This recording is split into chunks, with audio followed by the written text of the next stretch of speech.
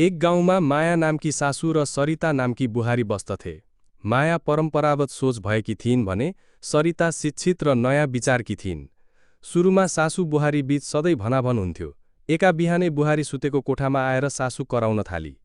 अरूका बुहारी 4 बजे उठेर काम सकाउँछन्, आफला भने 9 बजेसम्म सुत्छन्। हैन, तिमीले त मेरो छोरासँग सुत्न मात्र जानेको छ, अरू काम केही जानेको छैन। भात घिच्न मात्र आउँछ, भैँसीलाई घाँस कुडा पानी गर्न केही जानेको छैन। सासूको यस्तो वचनले बुहारीको पारा तातियो अनि सुतेको ठाउँबाट जुरुक्क उठेर जवास दिन थाली। हजुरको छोराले बिहे अघि सुती सुती बस्ने हो, काम केही गर्नु पर्दैन भनेपछि सुत्नु परेन त। बिहान बिहानै कति गनगन गर्न सकेको हो। एक दिन सरिताकी सासू एक्कासी बिरामी भइन् अनि बुहारीले बिरामी सासूलाई बिहानै प्रशस्त नास्ता बनाएर दिइन्, औषधि ल्याएर खुवाइन्। सासू चुप्प लागेर हेरिरहन्। त्यस दिन उनले बुहारीलाई पहिलो पटक धन्यवाद भनिन्। बिस्तारै माया बुझ्दै गइन् कि बुहारीको सोच फरक भए पनि मन सफा छ।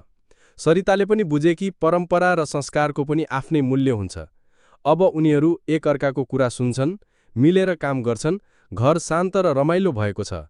यस्तै रमाइला कथाहरू सुन्नका लागि सब्स्क्राइब गर्न नभुल्नुहोला। धन्यवाद।